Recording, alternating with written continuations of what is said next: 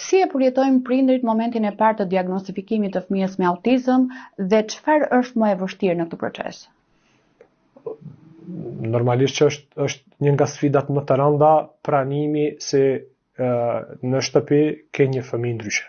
Fillimisht. Pa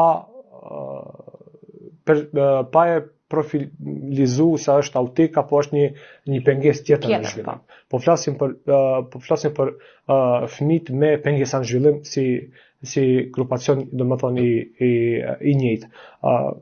Pranimi është një nga sfidat më të mëdha. Shpeshherë prindërit kalojnë faza të ndryshme të rënda, pak prind ka që e pranojnë si diçka të jetë normale. Është e natyrshme të reagohet keq. Po këtu vjen në shprehje roli jon si profesionist, si edukator special, roli i kolegëve tanë psikolog, roli i kolegëve tanë logoped dhe të fushave tjera,